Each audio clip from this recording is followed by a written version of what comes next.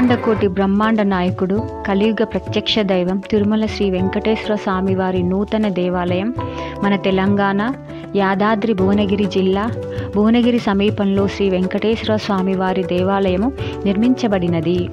ప్రముఖ వ్యాపారవేత్త శ్రీమాన్ మానేపల్లి రామారావు వారి ధర్మపత్ని శ్రీమతి విజయలక్ష్మి పుణ్య దంపతుల దివ్య సంకల్పానుసారముగా వారి కుమారులు అయిన మానేపల్లి మురళీకృష్ణ, మానేపల్లి గోపీకృష్ణ గార్ల నేతృత్వంలో అత్యంత సుందరముగా సుమారు 22 ఎకరాల ప్రాంగణం ఈ ఆలయాన్ని నిర్మించారు. ఈ ఆలయ ప్రాంగణం స్వర్ణగిరి అని నామకరణం చేశారు. కొండ మీద శ్రీ వెంకటేశ్వర స్వామి వారి ఆలయం ప్రాచీన శిల్పశాస్త్ర రీతులను అవలంబిస్తూ సువిశాలముగా యాదాద్రి తిరుమల దేవస్థానం పేరుతో నిర్మించారు. ఈ దివ్య స్వర్ణగిరి యాదాద్రి తిరుమల ఆలయంలో సుమారు 12 అడుగుల ఎత్తైన బృహత్ విగ్రహ రూపంలో శ్రీ వెంకటేశ్వర స్వామి వారు కొలువై ఉంటారు. శ్రీవారితో పాటుగా శ్రీ పద్మావతీదేవి, శ్రీ గోదాదేవి, శ్రీ మదన గోపాలకృష్ణ స్వామి, శ్రీ గరుడాల్వార్, శ్రీ రామానుజాచార్య ఉపాలయాలు నిర్మించబడ్డాయి. ఈ క్షేత్రం తెలంగాణలోని అతిపెద్ద శ్రీ వెంకటేశ్వర స్వామి వారి ఆలయంగా చెప్పుకోవచ్చు. స్వర్ణగిరి క్షేత్రానికి ప్రధాన ద్వారంగా స్వాగత తోరణం ఉంటుంది. స్వాగత తోరణం నుండి ముందుకు సాగే మార్గానికి రామానుజ మార్గం అని పేరు. గిరీషుని దర్శించడానికై వచ్చే భక్తులకు స్వాగతం పలుకుతున్నట్టుగా ఇక్కడ బ్రహ్మరథం ఉంది.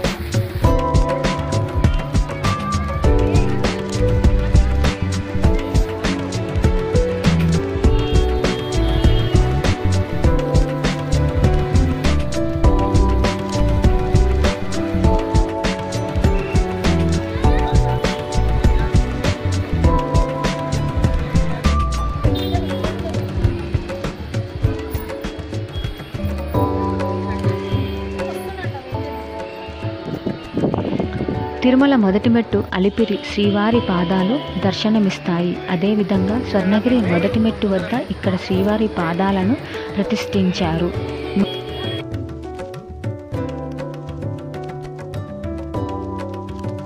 ముందుకు వెళ్తే శిలామయ తోరణాలు కనిపిస్తాయి. వాటిపై బ్రహ్మ, శివుడు సతీ సమేతంగా శ్రీ వెంకటేశ్వర స్వామి వారిని దర్శిస్తూ ఉంటారు. ముందు మనకు మెట్ల దారి కనిపిస్తుంది. దానికి వైకుంఠ మార్గము అని పేరు. స్వర్ణగిరికి చేరగానే ఎదురుగా మనకు 54 అడుగుల ఎత్తైన ఏకశిలా స్తంభం కనిపిస్తుంది. భక్తులకు శ్రీవారిని సేవించుకునే భాగ్యాన్ని కల్పించిన మానేపల్లి కుటుంబ భక్తికి, దాతృత్యానికి, ఔదార్యానికి ప్రతీకగా దీనికి మానేపల్లి విజయస్తంభము అని నామకరణంతో ఈ విజయస్తంభాన్ని ఇక్కడ ప్రతిష్ఠించారు. అక్కడి నుండి చూస్తే ఒక ఆకాశంలోకి దూసుకుపోతుందా అనిపించేటట్లు ఒక ఎత్తైన మహారాజ గోపురం కనిపిస్తుంది. ఈ వైకుంఠానికి 4 వైపులా 4 ద్వారాలుంటాయి. శ్రీవారు కొలువై ఉండే ఈ దివ్య భవన ఆలయానికి కూడా ఒకే పొడవైన ప్రాకారం, దానికి 4 వైపులా 4 రాజగోపురాలు నిర్మితమై కనువిందు చేస్తున్నాయి. అయితే ఈ దేవాలయ గోపురాలు 4 విషయంలో మానేపల్లి కుటుంబం వారు ఒక గొప్ప నిర్ణయం తీసుకున్నారు. భువనగిరి కోట నుంచి ఈ తెలంగాణ ప్రాంతాన్ని పరిపాలించిన కళ్యాణి చాళుక్య రాజు బిరుదులను మహారాజ గోపురాలకు నామకరణం చేశారు. భువనగిరి సుందర ప్రాకృతిక అందచందాల నడుమ బహుసుందరముగా రూపుదిద్దుకున్న స్వర్ణగిరి శ్రీ వెంకటేశ్వర స్వామి వారి దేవస్థాన సముదాయము భువనగిరి చరిత్రలో మరో మణిపూస. దేవలోకాన్ని తలపించే ఈ ఆలయ సముదాయం భక్తులకు మరువలేని ఆనందానుభూతుల్ని ఇస్తుండడంలో సందేహం లేదు. ఈ 4 రాజగోపురాలు వైకుంఠ లోకాన్ని తలపించేలా ఉన్నాయి.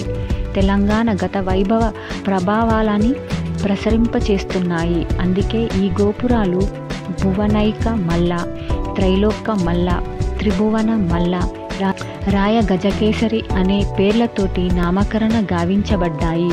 తెలంగాణ చరిత్రలో సమున్నత స్థానం కలిగిన ఈ మహనీయులను స్మరించుకునే అవకాశాన్ని భవిష్యత్తు తరాల వారికి కలుగుతుంది.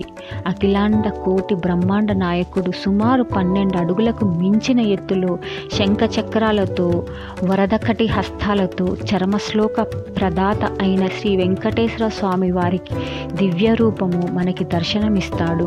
ఆ రూపాన్ని ఒక్కసారి దర్శించడమే మహాద్భాగ్యము కదా. అక్కడి నుండి బయటికి వస్తే ప్రక్కనే శ్రీ ఆండాల్ గోదాదేవి అమ్మవారి సన్నిధి కనిపిస్తుంది. శ్రీ గోదా అమ్మవారి దర్శించి శ్రీ వెంకటేశ్వర స్వామి గురువైన భగవద్ర మనుజాచార్య సన్నిధి దర్శనం కలుగుతుంది.